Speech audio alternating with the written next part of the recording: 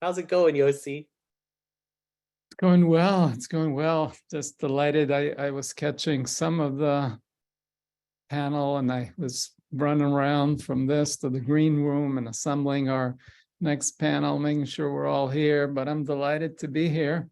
And yeah, so I'm ready to bring on our group of men here. While they're joining, I do want to just make the statement. This idea of the empathy breakouts was attributed to me, and I don't think that was a fair attribution. It really an idea that emerged out of our team early on, actually, Jordan and Tasia, before the both of you unfortunately were there, but it emerged out of, we kept struggling with how do we get our audience engaged and involved, because we want to learn from these experts, but we also want to learn from each other. And also people might be triggered, and how do we offer them support in this virtual environment? We figured, okay, well, let them support each other. We all need to be listened to and held and heard. And a lot of the healing comes from hearing other people's pain. It's something that we don't need to fix it, but when our pain is being witnessed and held with compassion, that's where the healing is. So that's kind of partly what led to this. It was part of what I like to call as hive intelligence. It was all of us bees, this is our being, all of us bees were being together, and this collective intelligence emerged out of our group. So here we are. We have a group of 4 men. I hope the love can keep flowing to us all and between us. Yeah, so I'd like to have you each introduce yourself in whatever order. Just take a moment, and then I'll ask some questions. Basically, we have in our audience both men and trans and queer and, cis men, cis women, all the full spectrum of gender identity, no identity, just human beings with all shapes of forms. So, so we all want to learn from each other. Okay, who wants to go first? Well, Yosi, I'll jump in. My name's Loic Jassy. Hi, everyone. This has been such a transformative and deep, deep experience for me. And I've learned so much, and I'm so grateful for everyone's teachings along the way.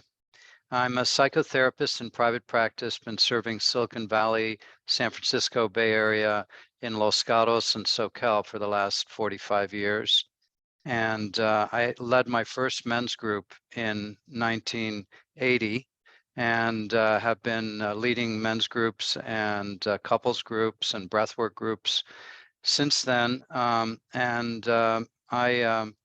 met Yosi teaching at ITP, our alma mater, where we both got our PhD, transpersonal approaches to men's psychology. And we started a conversation about this conference way back then, 15, 20 years ago. And it really warms my heart to see this come to fruition with such amazing thought leaders and such deep healing in this summit. And I am bringing away this concept of safety and curiosity, and I have a lot of curiosity I'd like to bring up in this conversation, and but I'm going to stop there and let other people introduce themselves. Okay, thank you. Thank you, Loic. That's very sweet. Yes, yes. This idea has been in incubation for a long time, but it's come to fruition. Yes, it has. Well done to bring it to such a beautiful fruition. So who's next here? I'll go next. My name is Hugo Sanchez. I'm from Venezuela. I live in New Jersey with my partner, my 2 kids. I am by academy, I'm a advertising person. Worked in New York City for quite a few years, 20 some years in advertising. Most recently, about 7 years ago, I opened my own yoga studio. I practice yoga, been practicing for over 20 years, and have worked in men's circles through the Mankind Project. I am also a facilitator for the Gender Equity and Reconciliation Program with Jerry, an organization that some of you, I'm sure, already know. And I am here today to share my truth, to share my view, and to learn from all of you. Thank you. Thank you, Hugo. Delighted to have you. I can go. My name is Kenneth Kales, and I live in San Diego, California. I'm in a men's group now. I've been in a men's group now for 7 years. I was in one for 5 years, and it kind of disbanded, and a couple of us went over and started a new one. And this new one is really lovely. It's very emotionally intimate, and all of these guys have the courage to face themselves, and I find that really rewarding, and I look forward to it every week. And in addition to that, I do some volunteer work. It's been disrupted because of COVID, but we're starting to get back online now, and I'm eager to get back in with that. And the program is called Boys to Men, and so it's essentially like a men's group, and it's an outbranch of the Mankind Project that was just mentioned, except it's for boys, teenage boys, 13 to 18. And we go into the schools. It's in association with our school districts here. And so the kids actually get credit for the class. And I find that really rewarding as well. So I think that's a good place to start. Thank you, Kenneth. Okay, I can go on now. So my name is Luis Gonzaga.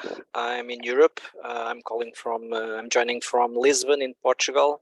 I'm Portuguese, so I always lived in Lisbon. My main activity, I have my own company, and I deliver trainings on conscious productivity and conscious leadership. I'm also a spiritual intelligence coach. And mainly this is what I do. I'm also very happy to be here with you. So thank you very much for this opportunity.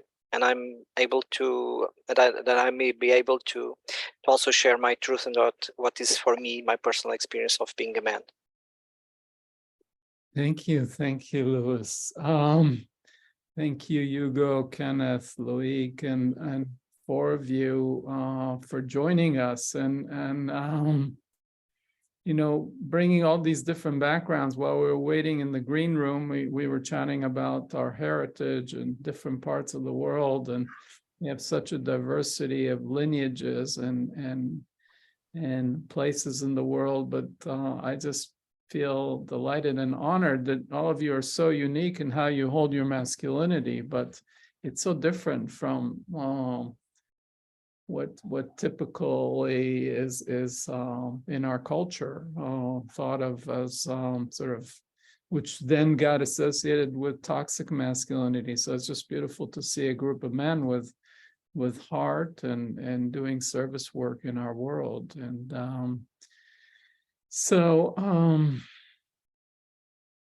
because we're looking for new healthy vision of what masculinity is, and I think we're all working that within ourselves and within our world. So anyway, we have in our audience here people of all genders and no genders, as I mentioned, and what do you want? Both men, women, non-binary, queer folks, trans people? I believe all of you are cisgendered men, my understanding, and please correct me if I'm wrong. But what's it like for you to walk the world as a man? What are the joys and gifts of being a man and the privilege? and then as well as the pain and the problems of being a man. And anybody who wants to share, go first. Go ahead.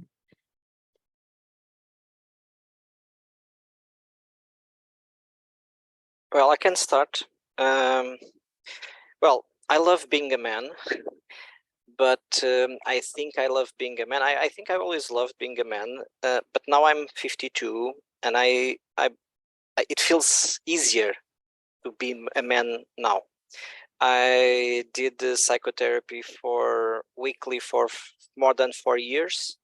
I've been practicing biodanza, and that helped me being easier to be a man, because when I was young, although I admitted that men were always privileged in terms of comparing men to women, because I believe we live in a sexist and patriarchal world, and so at some point it will be easier, but I didn't felt that, and I believe that other men didn't felt that too, because the expectation is that I will always be strong. I will always need to be ready to protect, be ready to provide. And I look to my other women, my friends, my other girls, and they were able to cry each other, talk to each other, assume their vulnerability. And I didn't have that. I didn't felt that, and so I felt that I need to be strong, otherwise maybe they start shaming me that maybe I was weak, or I was gay, or was something like that, and I believe that I was not alone on that. So being a man most of the time was pretty much we are alone, we are by ourselves, and so lots of pain, although we had that privilege, but the expectation is tough. And most of the time I felt that on my love relationships with women, I could find that place to be vulnerable, to open myself, and so it was okay. But not all women was ready to accept a man that is not strong, that is not ready to that pattern. So it was not.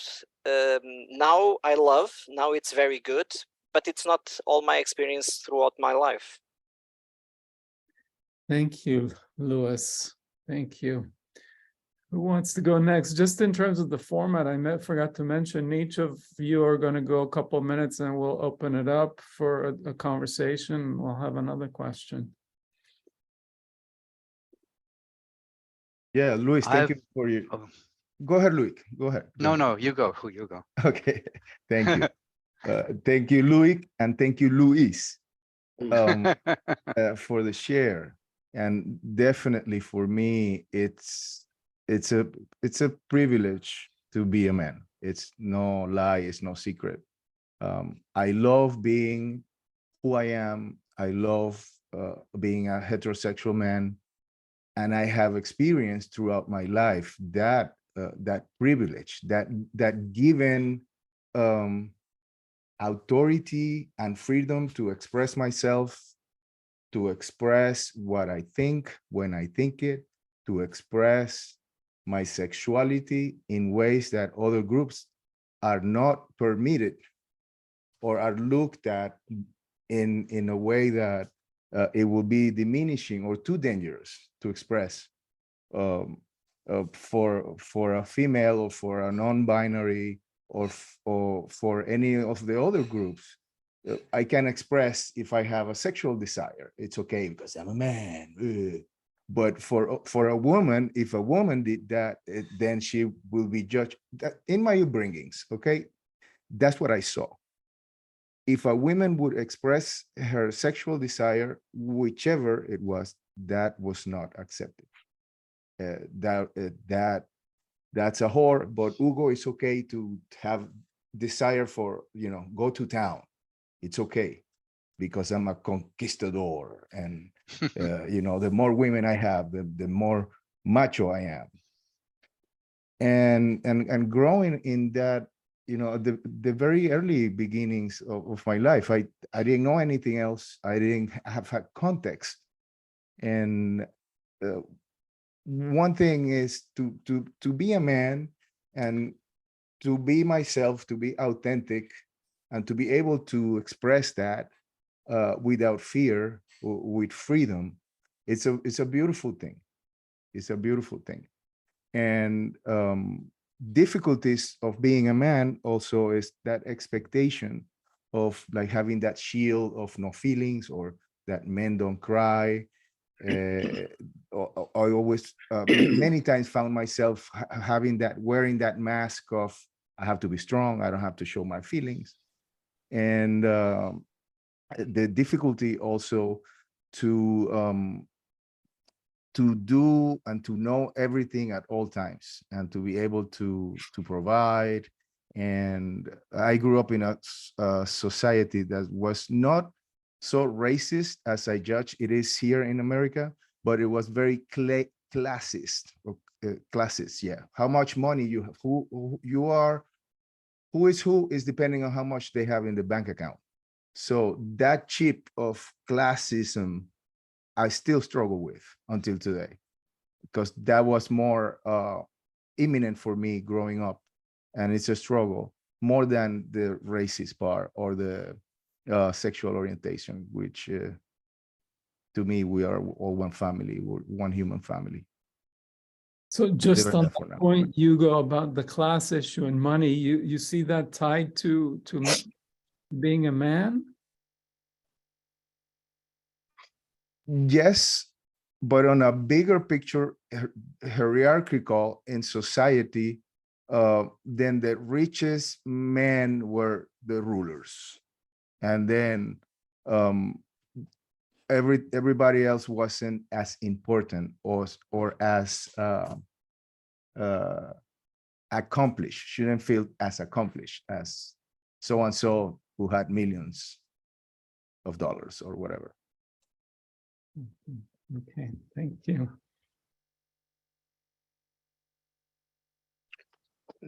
I can go unless you want to, Louis. Go ahead. I find in general life to be fairly difficult for a man or a woman, and I generally don't think of myself by gender, though I'm heterosexual. I generally just try to be true to myself.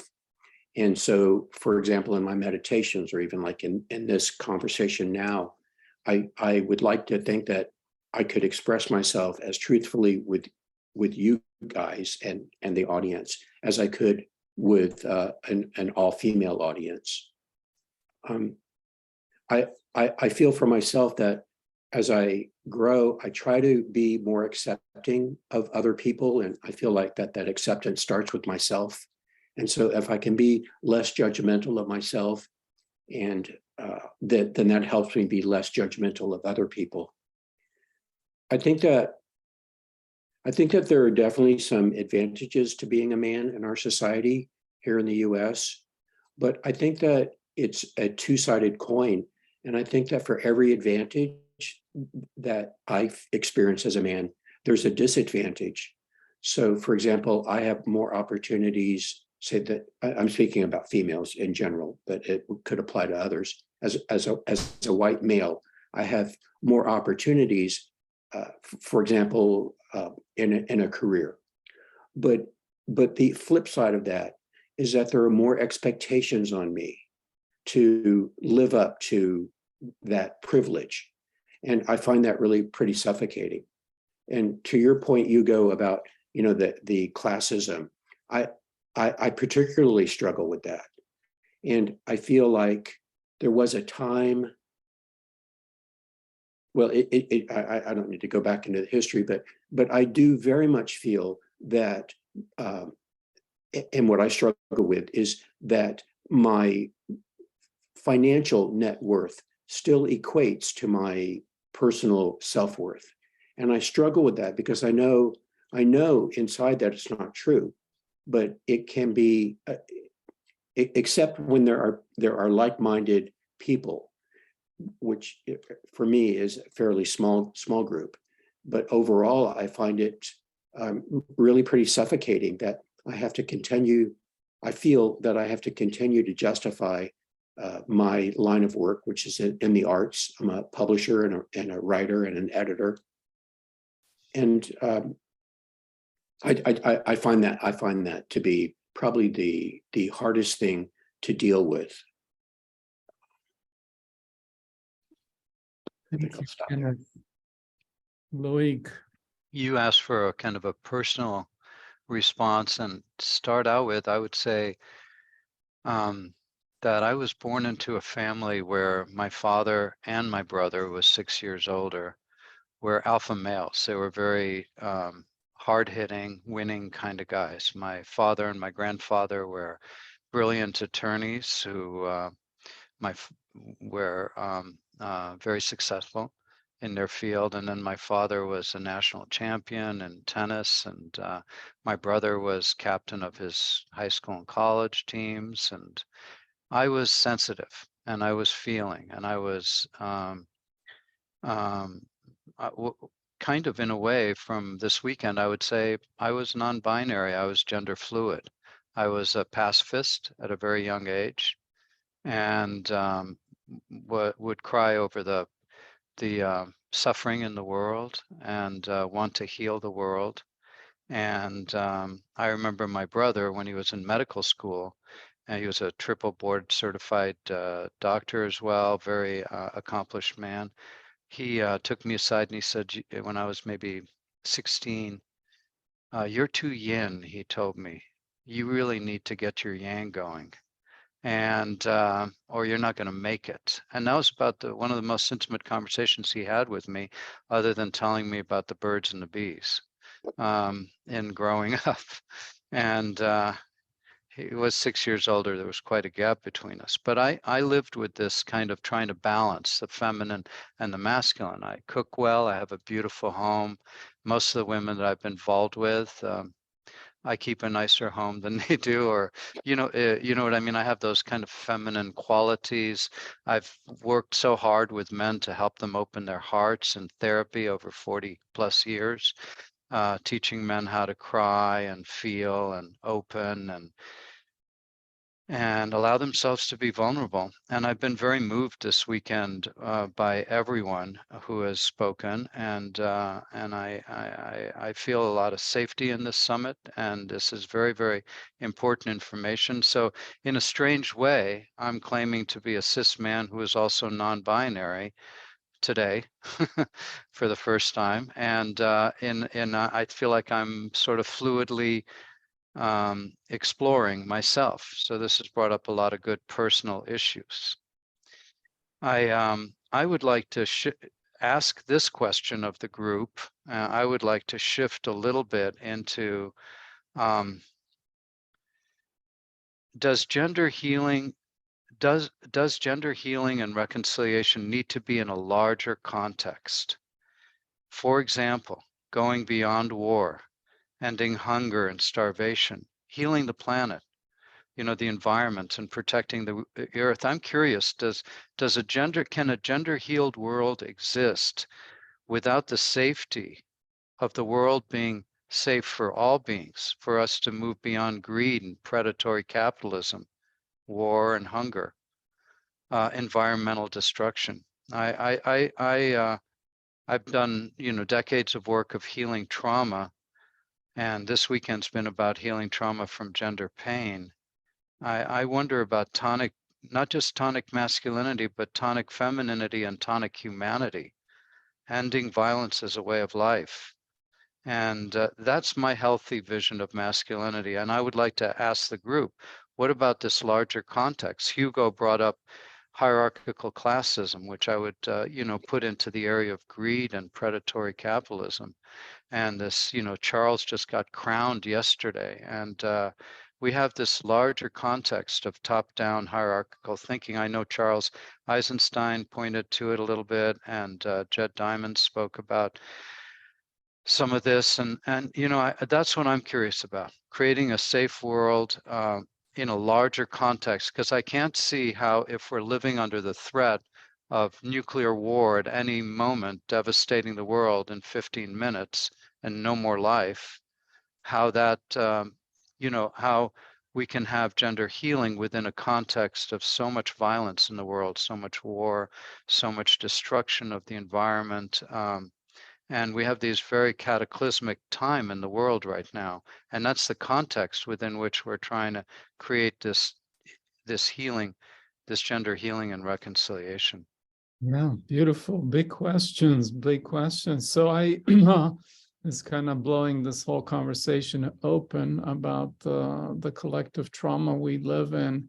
And so I'll turn it over to the other men here. You could address that, but I also want to focus on the micro. So if you could talk about what gender healed world would look like in your immediate microcosm, your family and your relationship, and what that would be like. As we kind of come into towards the close, we want to give each of us some hope. These big problems are huge and they can overwhelm us. So how do we bring peace and harmony within our families and within our communities, and then inspire us to deal with these bigger problems? So it's just a balancing here. So I'll turn it over, because we have till 12:30 or till about another 17 minutes. I want to make sure we all can hear your voices.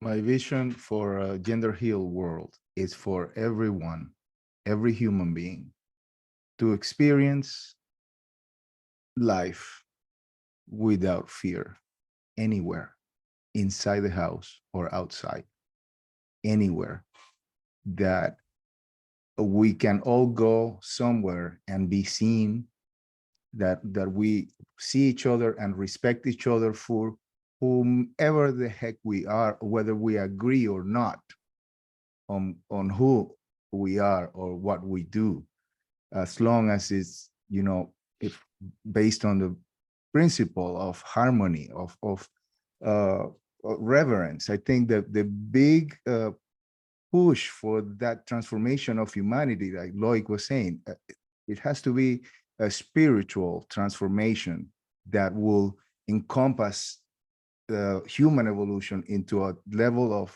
mutual reverence, mutual respect. Who am I to say what should you like or not like, or what is right or wrong? Can you make that a little more concrete in your immediate life? I mean, you run a yoga studio, you do all these other things, you have a family, you have all these pressures that you talked about, money. So bring that to earth for me. Sure. It's like weeding the garden. We come to practice, breathe, move the body, shake the bad energies, right? The tension, be in a place of equanimity, of neutrality, taking care of myself in a way that then I can take care of others and make that ripple effect of being good, doing good, have a good influence into others that will inspire to change, not push through change. Let's do it my way. Inspire others to flow into life with an open heart, but with a strong back. I say that in my practices a lot. Let's have an open heart, but please have those muscles strong too, because we have to stand our ground, everybody, and create those boundaries, of mutual respect. Yeah, thank you. Who wants to go next here? I can pick up on what Hugo was saying. I also thinking about this healed work in terms of gender.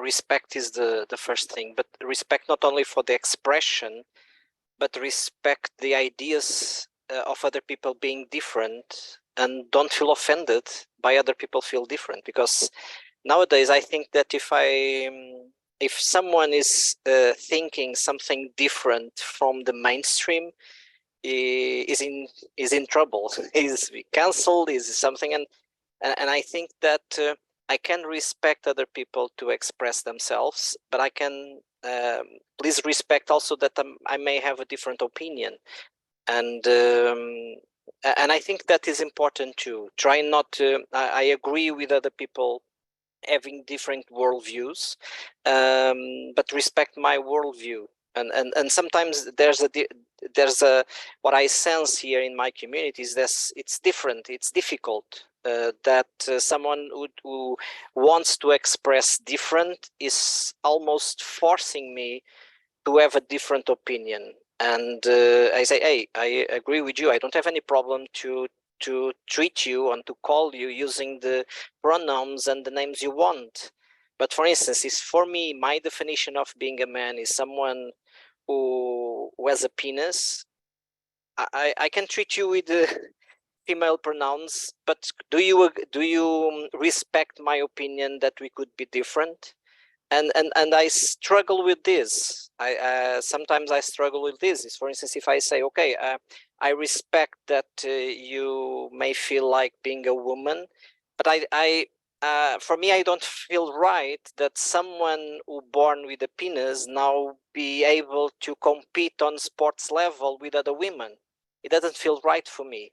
But sometimes I feel if I express this, I'm not respecting them, and I am respecting. I just have a different opinion. So respect people's way of expressing, respect and have empathy to treat them how they want to be treated. But please, let's respect also people that think and have different opinions, and it's valuable to have diverse opinions, not only one opinion, otherwise we cancel everybody.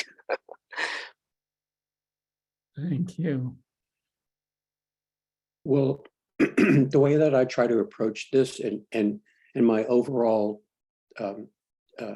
philosophy about life and trying to be accepting and non-judgmental is that I try to just look at generally I try to look at the emotional experience of each individual. And so when I can do that, when I hear somebody saying something that I disagree with politically, as an example, what I try to tune in with is their fear, particularly people who are scared of diversity, as an example. They protest against diversity, and they won't say that they're afraid, but I interpret them to be afraid of change, or they're unable to express themselves in a way that can bring some kind of healing to themselves, and so they just hold on to a rigid point of view, or to their anger, or their fear, or their hurt. And so I feel, for me, when I can do that, when I can try to look at each person as a feeling human being, then their skin color, their socioeconomic standing, their gender, how they identify with their gender, all of these things we're discussing, for me, they become secondary. And that's how I try to deal with it. And then I'd like to just add, the last thing is that I feel like we men, we really owe the women's movement a great deal of gratitude. And I feel that they have, I think that they have been the catalyst for a lot of the stuff that we all are experiencing right now. And I think that to bring a sort of like gender justice, however you want to phrase it, that what we can do largely is to support women's development. And I think that by encouraging women to have an equal standing in our society, that will allow us to be equal in our own way. So that's where I'm at. Thank you. Okay, well, open it up here. Whoever wants to share, we have another 9 minutes or so, I believe. Well, since I didn't answer that question, I'm just going to jump in and say that one way that I have tried to integrate it on a personal level, which was your question, is by raising a conscious, loving, and well-integrated son who had his feminine and masculine integrated as a child, was able to cry, was able to be a very adventuresome athlete and could express all the different aspects of himself. And as a great cook, as well as being very kind to women. And so I think that that's one way that I've personally helped the world, is by raising conscious son. I think by raising children that integrate these principles of healing gender and reconciling gender pain, it's one way we can all make changes. And I'm always working on myself. I think there's inner work and outer work. And in my inner work, I try to take responsibility for my past actions and heal hurts of the past with people and do reconciliation on things I may have done as a man that have hurt others. And but I think also this weekend, this summit has strengthened my desire to support political candidates who will protect LGBTQ plus people, and who will not create cultural divides as is occurring in our country over these issues, and who will protect this kind of safety and reverence and respect that Hugo was talking about, and will protect women's rights and everyone's rights. And so I think I'm putting my resources into supporting the political, positive political leadership, rather than, you know, leadership that is divisive and hate-filled. Thank you.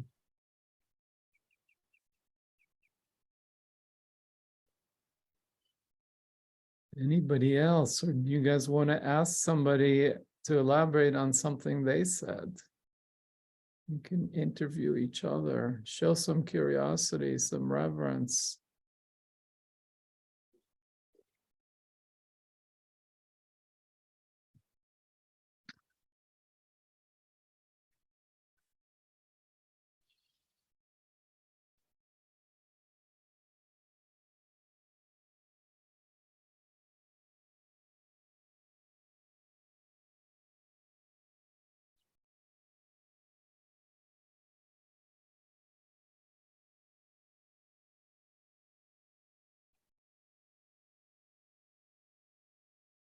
Okay, let's look at the Q&A here and see what's coming in from the audience. I'm just going to look at that.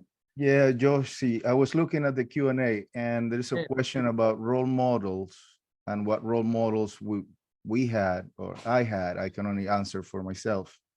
And this is something I have shared before with the groups at Gender Equity. I didn't have a positive masculine role model, none, zero. I found healed masculine role models very recently in my life, the past 10 years, not even. But growing up, there was nothing, nobody that I would want to look up to be the boy in me saying, when I grow up, I want to be like that man. I didn't have that. And another thing on a completely separate topic is that about what Loic said, and thank you for sharing that, of how is this change going to manifest. It is happening. It is happening already. A quick anecdote from last night. I was in Williamsburg, in Brooklyn, and we step into a world of equality, of everybody's the same. Going to the bathroom, it doesn't say male, female, or men, women. It says everyone. You open the door and there are individual toilets and common sink, and you walk out to a place and you see a diversity of colors, shapes, sizes, social class, sexual orientation, and everybody is living together and enjoying each other in a civilized, human, polite manner. It was a taste of the future. And I'm having those tastes of the future more often. I go to San Francisco to the Pioneer Community Convention, and I see those pockets of future, of Hender Hill already happen, and experience that, go in. It's a beautiful thing. Then yes, there's so much work and so much more to happen, but let's not get discouraged of, oh, we'll never see it. We are seeing it. we're seeing it. Definitely not the way I wish it was happening, and I'm sure it's not the way all of you, all of us wish that it was happening much faster and have that magic wand and say, it's gone. It's not going to be like that, but there are pockets of that already exist. Yeah, thank you for pointing that out and giving us all some hope that change is happening. And Yosi, I'm finding here a question that I would like to take just 1 minute to answer. Someone asks, how do you feel about someone holding anger to the masculine? And I think that that is something that I, as a man, felt, is that most of perpetrators were men. And so because I'm man, at some point I feel like, well, maybe I belong to that group. And so at some point we need to, instead of identify ourselves with the group trauma, just honoring what I did wrong, if I did anything wrong. But sometimes I know that many people, especially women or non-binary people, have those things about men. But if possible, think about that the privileged white men, the ones with lots of money and power, is a small percentage of all the men. Very small percentage. Most of other men are suffering. For instance, right now, when the war in Ukraine started, women and children were allowed to leave. Men were not allowed to leave, were recruited to fight the war. And most people that stands in the homeless are men. Most people that stand in the prisons are men. Most people that commit suicide are men. So yes, men, a small percentage of men holds the power and the money, but the other part of men, they are also suffering. So all generalizations are dangerous, and this one is dangerous too. yeah, thank you for that, Louis. And if I can interject here, sometimes it's hard to be the recipient of that anger. But what I try and do that helps me is to realize that that anger is coming at men because whoever is carrying that has been wounded. And I try and find in my heart what helps me is to connect to the wounded part of them, and then find compassion in my heart for them that led to the anger, and then compassion for myself for the difficulty of being the recipient on that. So as the Dalai Lama says, you know, if you want to be happy, find compassion, both yourself for others. And it's a hard practice. I know it's very easy for me to say that here. But when I'm on the recipient of that anger, my nervous system contracts, and it's a spiritual practice to then find in myself the compassionate heart for understanding, okay, what led to that? What is behind this anger is hurt. And so anyway, that's my answer. I took advantage of my role here to just jump in, because I think this is such a crucially important question that we have to deal with, that people that have been abused, victimized are angry. And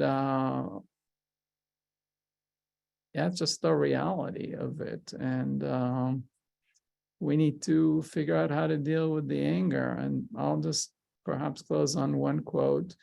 This goes even beyond the anger.